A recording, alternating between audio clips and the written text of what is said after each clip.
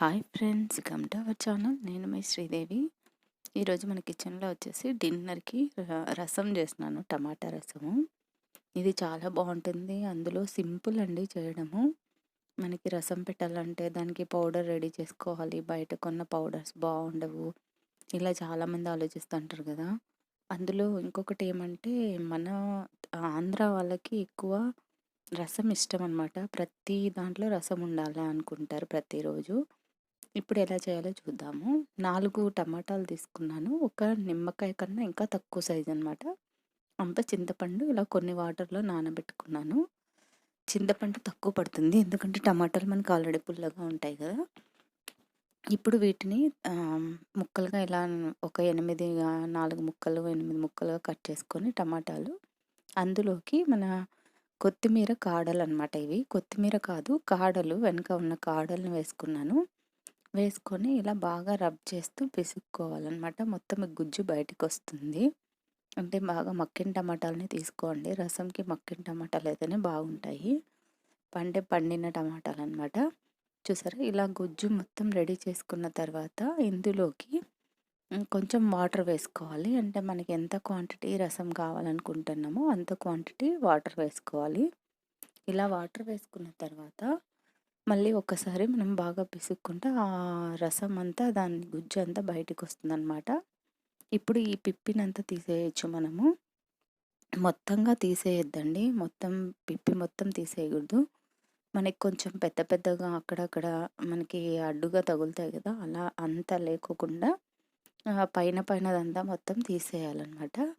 చూసారా, ఇలా మొత్తం రసం రెడీ చేసుకొని, ఇది మనం ఏ గిన్నెలో అయితే రసం ఉడికించుకోవాలనుకుంటున్నామో ఆ గిన్నెలోకి ఈ రసం వేసుకోవాలి. తర్వాత మనం చింతపండు గుజ్జు నానబెట్టుకున్నాం కదా, అది చింతపండు రసం తీసుకొని అది కానీ ఇందులో కలుపుకోవాలి. కలుపుకున్న తర్వాత ఇలా 3 పచ్చిమిర్చిని ఇలా 6 చిలుకలుగా చేసుకొని వేసుకోవాలి. నేను 3 తీసుకున్నాను అనమాట. మీకు ఎక్కువ కారం తినే వాళ్ళైతే ఎక్కువ వేసుకోవచ్చు. అలాగే మన ఛానల్ని సబ్స్క్రైబ్ చేసుకొని వీడియోని లైక్ చేయండి ఫ్రెండ్స్, సపోర్ట్ చేయండి ప్లీజ్. ఇప్పుడు దీంట్లోకి తగినంత కారం వేసుకోవాలి, తగినంత ఉప్పు వేసుకోవాలన్నమాట. తర్వాత పావు టీ స్పూన్ అంత పసుపు వేసుకోవాలి. తర్వాత తగినంత కారం వేసుకోవాలన్నమాట. ఉప్పు, కారం, పసుపు వేసుకోవాలి. వేసుకొని ఒకసారి కలుపుకోవాలి. ఇది మొత్తం కలిసేలాగా, రసంలోకంతా కలిసేలాగా కలుపుకోవాలి.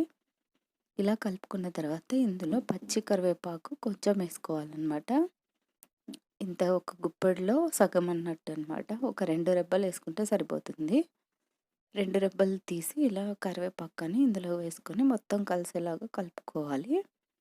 చూసారా, ఇలా మనకి చూస్తుండగానే రసం చాలా కలర్ఫుల్గా ఉంది కదా, చాలా బాగా టేస్ట్గానే అలాగే ఉంటుంది. ఒకసారి ట్రై చేయండి, నచ్చితే మీకు చాలా బాగుంటుందన్నమాట ఇది. చూసారా, ఇలా మనం అంతా కలుపుకున్న తర్వాత ఇప్పుడు స్టవ్ వెలిగించి స్టవ్ మీద పెట్టి మరిగించుకోవాలి. ఇది బాగా మరగాలన్నమాట. అది మరిగే లోపల నేను గ్లాస్లో దంచుతుంటానండి. నా దగ్గర చిన్న రోల్ లేదనమాట, అందుకని గ్లాస్లో వేస్తున్నాను. 1.5 స్పూన్ జీలకర్ర వేసుకోవాలి. 1.5 ఇది కచ్చాపచ్చగా దంచుకోవాలన్నమాట. మనం ఒక 10 నుంచి ఒక 20 వరకు వెల్లుల్లి రెబ్బలు తీసుకోవాలి. అలాగే కొంచెం కరివేపాకు తీసుకోవాలి. ఇవి అంతా కచ్చాపచ్చగా దంచుకోవాలన్నమాట. మీకు చిన్న రోల్స్ ఉంటే రోల్లో దంచుకోవచ్చు.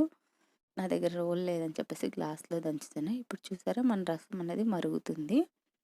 ఇలా బాగా అంటే మనకి ఎంతవరకు మరగాలి అంటే పచ్చిమిర్చి మెత్తగా అవ్వాలన్నమాట.